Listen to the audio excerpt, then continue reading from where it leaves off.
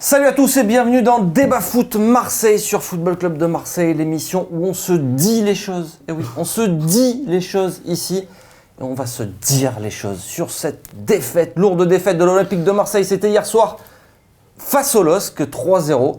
Ça sera le décrassage et puis est-il temps maintenant de tirer cette sonnette d'alarme? Ça sera le gros débat avec moi pour en parler sur ce plateau. Nicolas Galup. Salut Nicolas, merci beaucoup. Rédacteur Un plaisir. Alors, je rappelle, rédacteur en chef pour Provence Azur TV. C'est ça. C'est bien ça. Tout à fait. Merci d'être venu nous voir pour parler de l'Olympique de Marseille. C'est moi qui vous remercie. Je te présente Mourad Hartz. Voilà, Enchanté.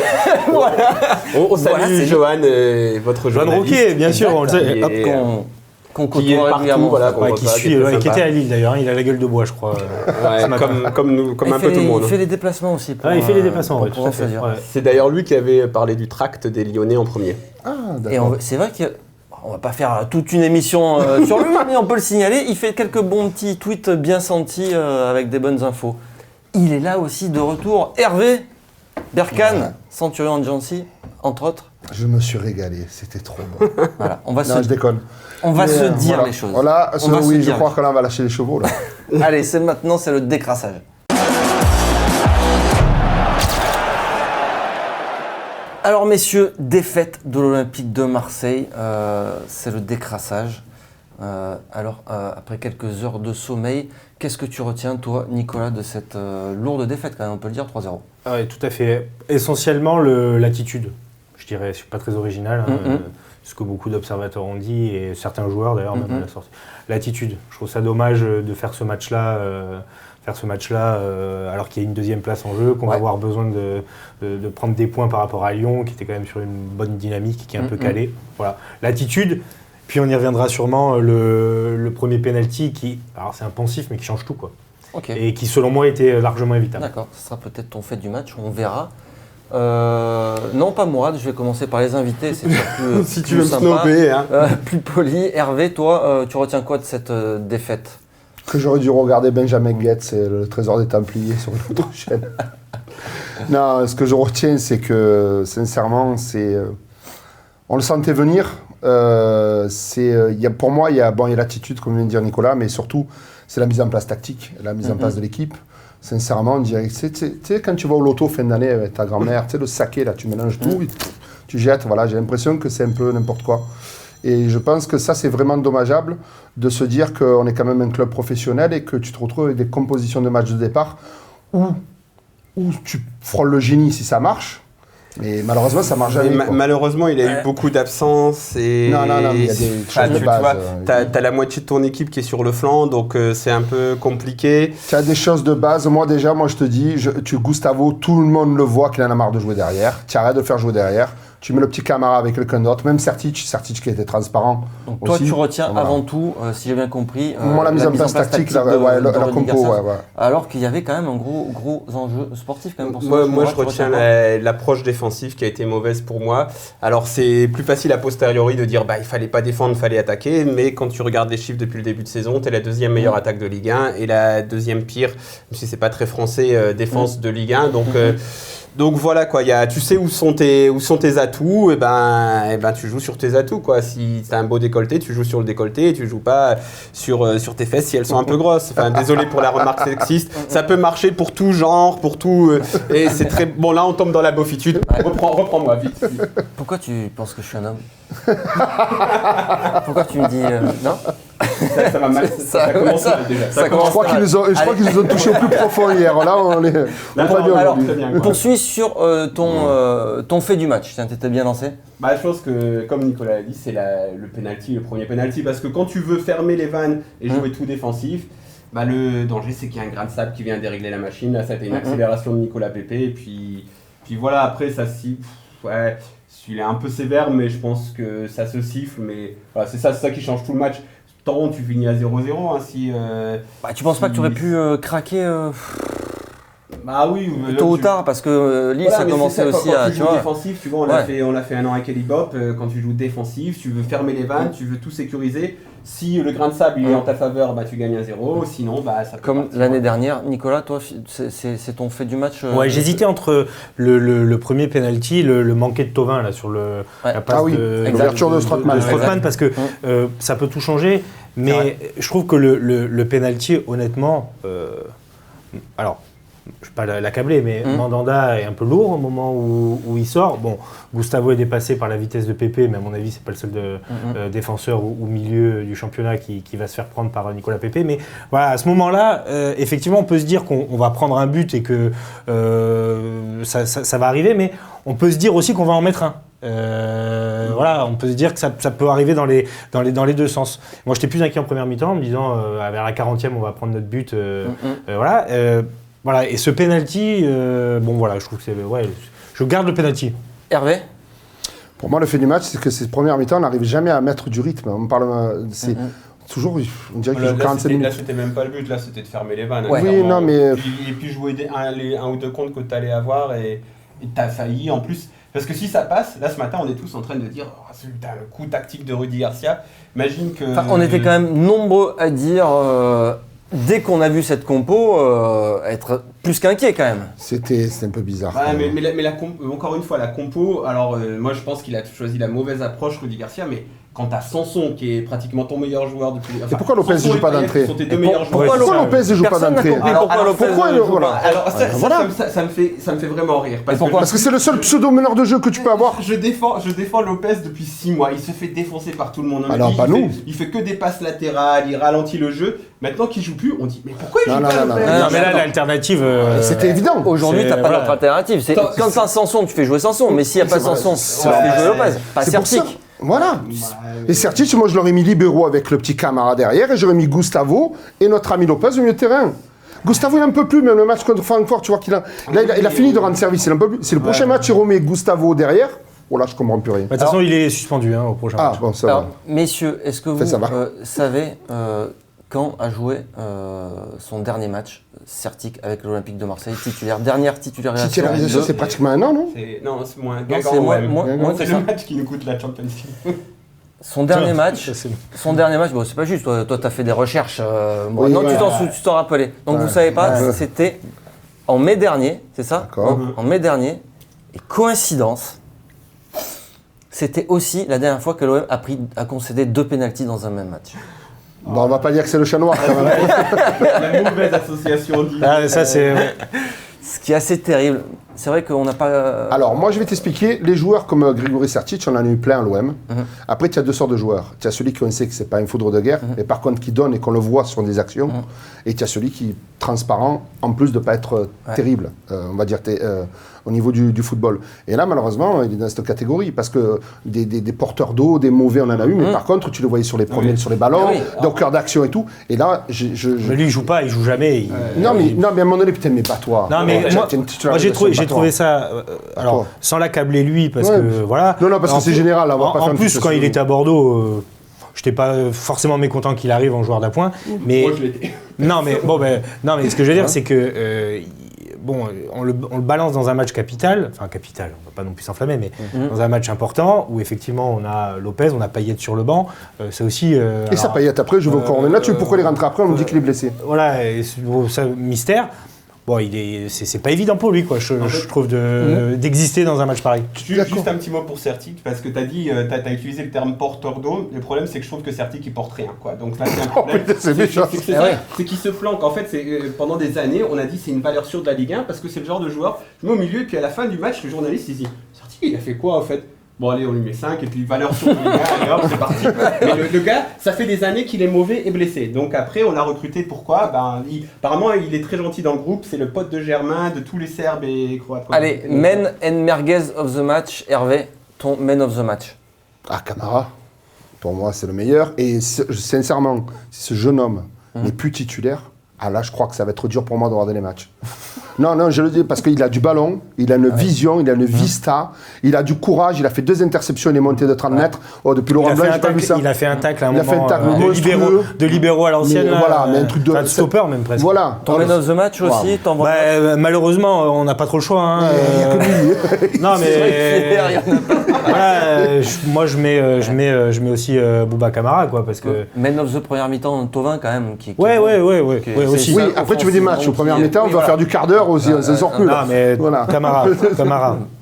C'était pour trouver un autre nom. Mourad, tu restes là-dessus? Non, après j'adore Camara et je suis d'accord avec vous, mais pour apporter un peu de variété à cette émission, parce que qui te dit que t'es un homme, qui te dit qu'on est tout ça, la variété, et de la variété ethnique, donc je vais choisir Hiroki Sakai qui a fait un très bon match et qui avait Pépé, et Pépé c'est leur meilleur joueur, mais mais il est valeureux. Oui, il est valeureux, après il est pas aussi classe que Camara. Tout à fait, mais tu le sais que lui c'est pas un escroc du ballon, lui. Voilà.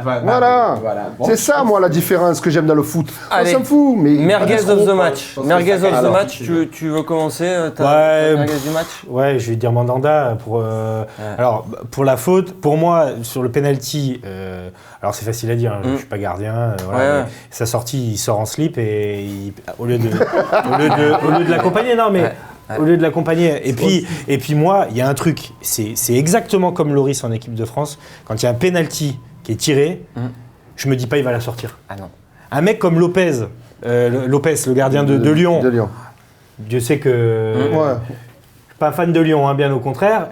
Je crains quand on a. Tu as raison, tu as des goals, tu sens que tu es capable de faire l'exploit. Hier, le truc typique, sur le deuxième penalty, il la touche, mais il la sort pas. J'aimerais bien savoir combien il a sorti de penalty avec Marseille. Pas beaucoup, hein. Franchement, pas beaucoup. Et ça m'énerve parce que j'ai toujours essayé d'être. Je l'aime bien, Mandanda. J'ai trouvé que sur sa ligne, c'est un grand gardien. Mais là, je trouve que hier, c'est un merguez. Mourad te dira que c'était pas que hier peut-être, mais... Non, mais je suis d'accord. Non, mais il y a un problème. Non, je veux pas te lancer là-dessus. Donne-moi ta merguez. Parce qu'il faut qu'on conclue ce décrassage. Je sais même pas, il y en a tellement...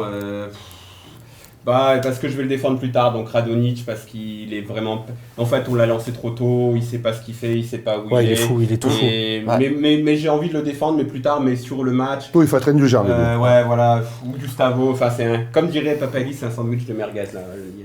Alors, pour moi, il y a un triplé merguez, mais je vais en sortir... pour moi, il y a Stave, c'est sûr, il y a aussi... Qu'est-ce que je voulais... Enfin, il y en a tellement, mais celui qui m'a choqué, que là, je pense qu'il faut qu'il se réveille, qu'il dépouille son jeu.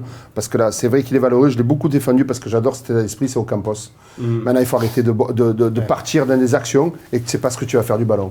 Voilà. Il n'est pas spontané. Non. Il sait trop, à un moment donné, il faut qu'il apprenne à lâcher le ballon quand il faut. Parce que là, Ocampos, hier, il a récupéré de bonnes balles, mais après, pour les repères de 3 mètres après. Et puis cette action qui croque en début de seconde période, qui peut changer. Si Watto va en centre. Qui tape. Il tape. Allez, messieurs, on passe au gros débat du jour. Faut-il tirer cette sonnette d'alarme? C'est maintenant.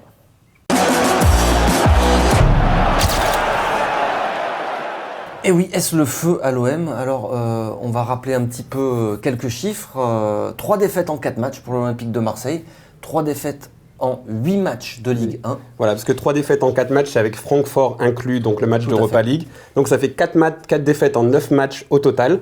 Depuis le début de saison. Beaucoup de buts encaissés aussi. 16 buts encaissés en 8 matchs de Ligue 1 et 18 buts au total en comptant l'Europa League. Voilà. Donc, on remercie Guingamp d'avoir pris beaucoup plus de buts, mais attention, ils en ont plus qu'un, là ils en ont pris 0 ce week-end, donc on se rapproche de la tête de la pire défense de Ligue 1. Attention. Alors du coup, faut-il tirer la sonnette d'alarme? Si on écoute un petit peu Rudy Garcia, hier après le match, on ne sait pas trop, alors je vais le citer, ce n'est qu'une défaite, même si elle est lourde. Alors est-ce que vous êtes d'accord avec ça? Est-ce que c'est finalement qu'une défaite et point de vue comptable, on est qu'à 3 points de la seconde place, de la deuxième place. Lyon n'est pas bien loin, on peut le voir comme ça. Moi, je vois plutôt une gifle contre Lyon, une gifle contre Lille. Lille qui est deuxième du championnat, qu'on peut donc considérer comme un gros, puisqu'ils font quand même un début de saison. Donc là, on n'assure pas. Enfin, un gros, ouais. Non, mais c'est une équipe du haut du classement. C'est une équipe du haut du classement, tout à fait, avec des bons joueurs. Donc, fondamentalement, non, parce qu'il est tôt, je trouve. Mais attention à pas laisser le ruisseau devenir une rivière et ensuite un fleuve. Hervé, tu partages, magnifique, là, c'est bouddhiste, là. tu partages cette opinion. C'est un peu tôt pour tirer la sonnette d'alarme ou... Pour moi, je suis président, je mets le feu. Voilà. Ah non, mais à un moment donné, tu sais quoi, il faut remettre les choses. J'espère que le président Hérault joue son rôle. Parce qu'à un moment donné, qu'il y a des choses qui échappent, c'est au président à arriver et à faire des choses. Je pense que c'est lui qui a la pyramide qui est le plus haut. D'un côté, tu as raison, parce que c'est bien beau, mais quand ça va mal, c'est le dire, voilà, bon, écoutez-moi, messieurs, on est dans les vestiaires, ça va pas. D'où vient le problème? Expliquez-moi. Et tout le monde parle et ça sort pas de c'est pas ce type de président, il a mais, déjà mais, dit. Non, Moi, attends. Je serais pas dans le sportif, tout ça. On arrête tout ça, on arrête tout. On va s'énerver. Je veux dire, à un moment donné, tu sais quoi, avec le recul qu'on a sur le football, à un moment donné, quand il y a un grand président ou un président qui il apprend aussi. Là, il a un stade à passer, je pense qu'il a une belle épreuve. Tu vois, c'est dans la tempête que tu vois les bonhommes. Ok? Là, il y a la tempête qui est en ce moment à Marseille. Il y a du 120 km/h.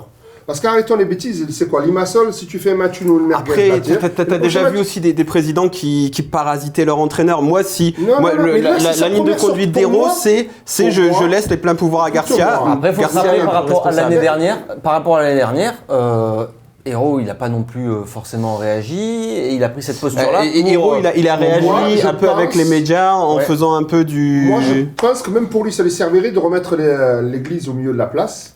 Du village. Du village, ouais, la place du village, ouais.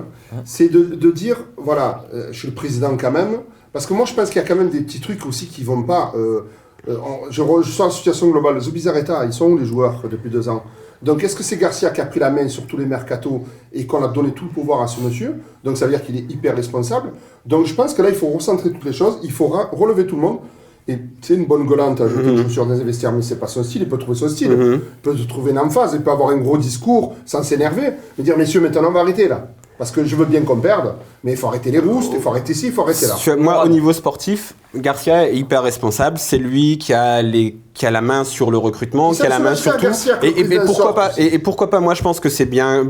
Enfin, je sais pas si c'est bien, si c'est pas bien. C'est une approche, autant aller jusqu'au bout dans cette approche. Par contre, là, pour moi, il faut se mettre le feu. Il faut pas dire, oui, non, c'est qu'une défaite. C'est pas qu'une défaite, c'est une défaite qui vient après 3 autres en 9 matchs. Ça fait beaucoup. Et au fur et à mesure, quand tu accumules le mauvais karma, tu vois, il y a un moment, les joueurs, ça va peser sur eux. Quand tu accumules des choses sur Gustavo, sur le milieu de terrain, sur tes nouvelles recrues, sur ces choses-là, ça va peser. Et tu peux filer un mauvais coton. Et après, ta saison, elle peut prendre un très mauvais chemin, alors que tu as un boulevard pour aller chercher la 3e place au minimum. Voilà. Celui qui doit remettre tout. Mais pour moi, c'est Garcia qui doit remettre le truc, parce que Hérault, il est dans un autre rôle. On a dépassé 3 défaites, comme tu as dit, et des roustes. Là, moi, je pense qu'il faut une sortie en interne. On n'a pas besoin qu'il la fasse pour nous. En plus, Garcia, à l'intérieur du club. Vu ce qu'il dit à la fin du match, je suis pas persuadé. Alors, après, il peut faire ça. Oui, de la cosmétique médiatique. Mais alors moi, je suis peut-être naïf, mais quand je vois les déclarations de Gustavo à la sortie, de Payet, etc., j'ose espérer que là, ce matin, quand ils seront de retour au centre Louis Dreyfus, ils vont se parler. Et là, je me dis, parce que Payet... La fameuse réunion dans le vestiaire. Non, ou même pas, mais je me dis là Payet, il faut qu'il... Voilà, Thauvin, s'il a un problème, parce que il faut qu'il parle. Et puis voilà, et il faut se dire les choses. Il faut se dire les choses. Et on est là pour ça. On est là pour ça, nous aussi. Je pense que ce qui ressort hier des déclarations, ils vont le faire. Voilà. Espérons. Alors, par contre, si on fait nos petits comptes d'apothicaire, au final, au niveau du classement, Marseille n'est pas décroché, on est à 3 points de la 2e place, Lyon n'est qu'à 1 point. Rien n'est perdu. Le début de saison n'est pas si pourri. T'es la 2e meilleure attaque, t'es la meilleure attaque française, comme dirait dirait notre ami lyonnais Jean-Michel Aulas, puisque le Qatar, ils sont dans un autre championnat. Donc, tout n'est pas mauvais. Sauf que si tu laisses les choses s'accumuler, ça peut le devenir. Donc là, il faut se mettre le feu. Il faut qu'il y ait un gros coup, il faut qu'il y ait quelque chose qui change, comme après Monaco et Rennes l'an dernier. Mais le truc, c'est que Monaco et Rennes, c'était violent. Tu t'étais pris 9-2 dans la tête, c'était violent. Là, c'est plus insidieux. c'est un peu, tu te prends une défaite, mais après tu gagnes, mais sauf que ça commence à ressembler à quelque chose de mauvais. Donc, tu peux filer un mauvais coton, mais tu peux aussi aller chercher tranquillement le podium. Nicolas? Non, et tu peux dire aussi que, effectivement, au classement, rien n'est perdu, mais tu peux dire aussi qu'au classement, tu pourrais avoir 5 points d'avance sur Lille. Voilà. Et c'est ça qui est, je veux dire, de qui on parle de l'OM, Voilà. Thauvin, Payet, Strootman, à part le PSG et peut-être Lyon, qui a un groupe de cette qualité-là. Et puis j'ai envie de dire, Monaco, à mon avis, à un moment, Jardim, il va trouver la bonne formule et ça va commencer à carburer. Donc autant prendre le maximum d'avance sur eux, tant qu'ils sont complètement à la rue, qu'ils se cherchent, qu'ils ne savent pas avec leurs 50 milliards de Benjamin. L'équipe d'hier, pas de Benjamin club Courbe. de Ligue 1 qui aimerait bien l'avoir, hein, l'effectif, l'équipe qu'on aligne hier, hein, malgré les absences, etc. Nicolas, tu parlais aussi d'attitude de certains joueurs en début d'émission. Tu penses aussi, c'est Habib Beye hier aussi également qui en parlait un petit peu sur Canal. C'est quelque chose qui peut jouer. Tu perçois ça, toi aussi? Il est allé un peu loin, Habib Beye, hier, en disant que Thauvin avait arrêté de jouer trop tôt. Moi, je pense qu'il s'est arrêté plutôt après le deuxième but. Mais oui, effectivement, quand je vois l'année dernière, mentalement, ce qu'on a produit sur l'explosivité à l'extérieur, la solidarité, jouer les uns pour les autres, il y avait cette notion de groupe. Là, j'ai l'impression qu'on ronronne et que finalement, on joue un peu sur des acquis en se disant « bon, l'année dernière, ça a fonctionné, on va moins faire les efforts ». On met le coup de collier contre Rennes pour revenir, on met le coup de collier contre Strasbourg, un peu de chance, hein, parce que bon voilà, et ça bloque contre une vraie bonne équipe qui, à mon avis, peut largement jouer les 5-6 premières places et bien plus. Voilà, et à un moment, il faut y aller un peu en mode commando. Il faut se mettre le feu, quoi. Un petit peu. Il faut que tout le monde réalise certaines choses. Hervé, sur l'attitude de certains joueurs, tu as remarqué, toi, un excès d'individualisme? Parce que moi, c'est pas quelque chose, par exemple, qui m'a sauté aux yeux, tu vois. Non, mais il y a l'excès d'individualisme. Il y en a des joueurs, des fois, qui l'ont, comme Ocampos, on ne sait pas où il va, des fois, sur le terrain. Alors pourtant, je lui-même, il ne sait pas où il va, je crois. Même si te quiero, Lucas. Après, c'est pas que l'individualisme. Parce que c'est les joueurs qui ont dit ça hier, hein. Gustavo, c'est ce qu'il dit. Gustavo, Payet aussi. C'est que quand il y a un mec qui a le ballon et qu'il n'y a personne qui fait des courses croisées devant, qui sont tous arrêtés, déjà, c'est le début de la fin. Et à un moment donné, tu avais des plots. Parce que c'est ça le football, c'est être en mouvement, c'est offrir une solution à ton partenaire qui a le ballon. Ouais, c'est pas tellement une question d'individualisme, c'est plus question de se dépouiller, quoi, en fait. Moi, c'est torpeur la première mi-temps déjà.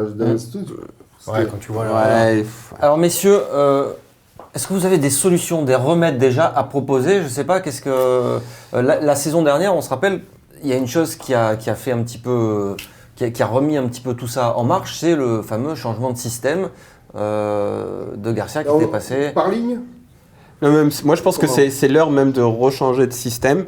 Malheureusement, le 4-3-3 qu'on a vu contre Strasbourg, il a duré qu'une mi-temps parce qu'après, Jordan Amavi a décidé de bousiller le machin en se faisant exclure.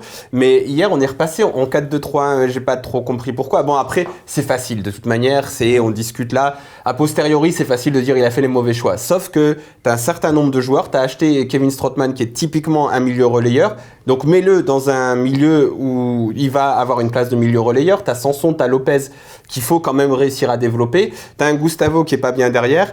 Tout ça, ça te pousse à faire un milieu à 3. Donc après, ça change beaucoup de choses au niveau de ta disposition offensive. Mais pourquoi pas mettre un Lucas Ocampos qui n'est pas 100% physiquement. Donc s'il n'est pas 100% physiquement, il n'est pas à 100% tout court.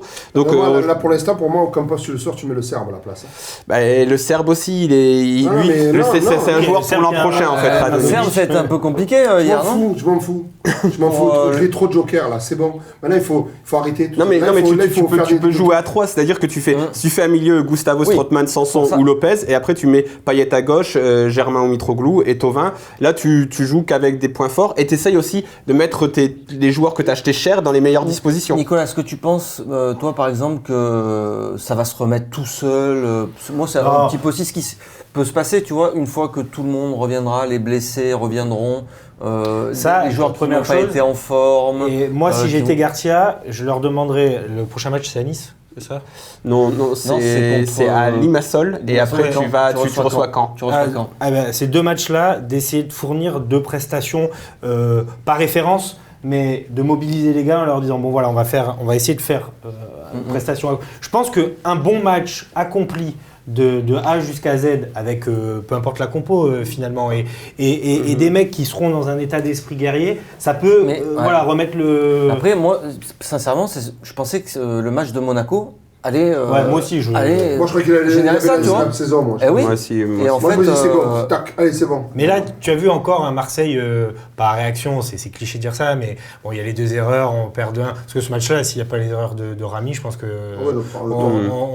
on les tue. Mais voilà, moi je pense qu'il faut un bon match référence. Ouais, ma réaction, mais pas ouais, ma action. Voilà, et ça, en fait, bon... Voilà, il faut que Limassol et Caen soient nets et sans bavure. Et après, derrière, tu engranges un peu de confiance et voilà. Donner les clés à Strootman, je ne sais pas ce qui s'est passé après Monaco, on en a un peu parlé. Non, mais on va en reparler après. Le laisser assumer et il faut que Payet, Thauvin, même Mandanda, qu'on fasse jouer Camara. Ben voilà, que les mecs qui sont des leaders. Parce que si on change de système l'an dernier, c'est parce que aussi en 4-3-3, Gustavo aidé par Sanson et Lopez, c'était pas suffisant. Et Payet à gauche, ça fonctionnait pas. Donc il a changé de système pour mettre ses meilleurs joueurs, c'est-à-dire Gustavo et Payet, dans les meilleures dispositions. Cette année, tes meilleurs joueurs, c'est Gustavo, Strootman, Payet. Donc Payet, tu vas le remettre sur le côté gauche. Il est habitué à jouer là. Il peut jouer. C'est pas vraiment sa meilleure position, mais il peut le faire.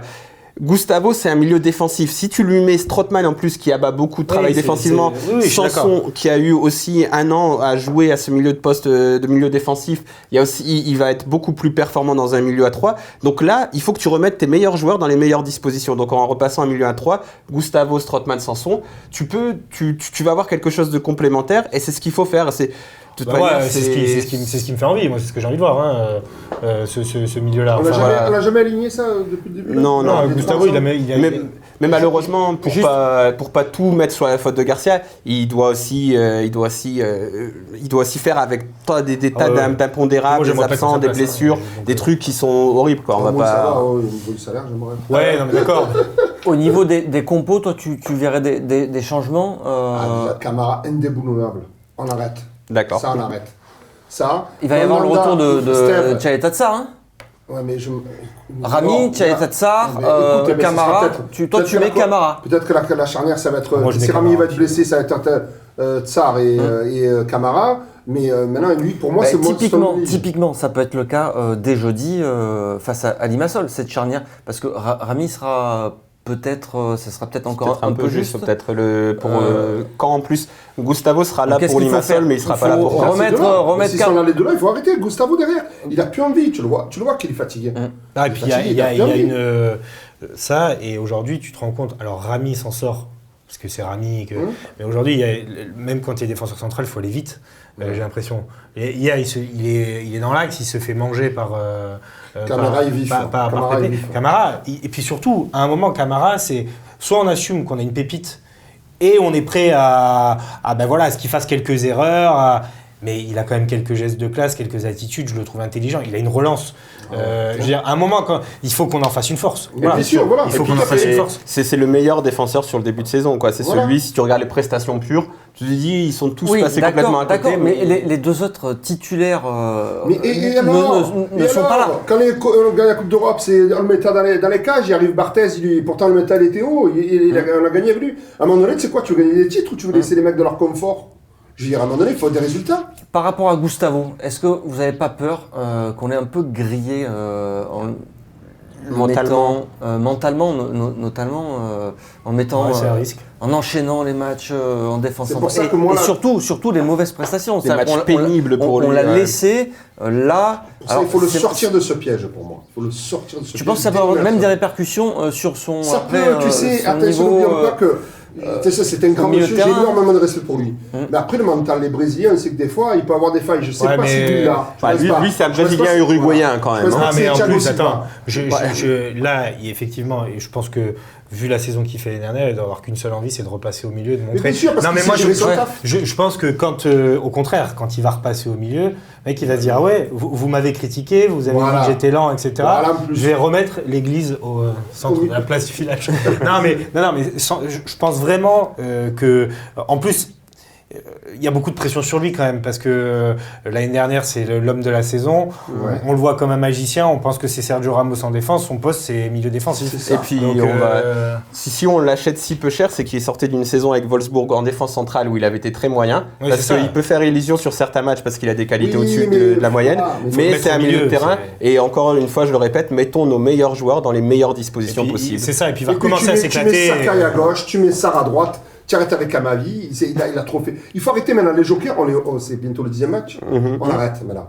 Moi je dis toujours, c'est au 10e match que ta saison, tu vas voir ce qu'elle va donner, il faut prendre des décisions radicales. Je veux dire, moi le Serbe, tu sais quoi, je le mets trois Mais titularisations lui, d'affilée. tu risques de le griller aussi. C'est un joueur pour l'an prochain, Mais qui arrête Radonjic. de griller, Il doit Et simplement. comme quoi, ça va continuer, regarde. Je l'adore ce joueur, Mais mais regarde, il fait que du merguez. à 3 devant. Et- Hier, il m'a rendu Ouais. fou. Il m'a rendu fou. À un moment donné, il part et tout. Après, il n'y a pas il y a 40 4 mecs solutions. devant lui. On ne sait pas quand Sanson va revenir précisément. Et tu vois, il y a beaucoup d'incertitudes.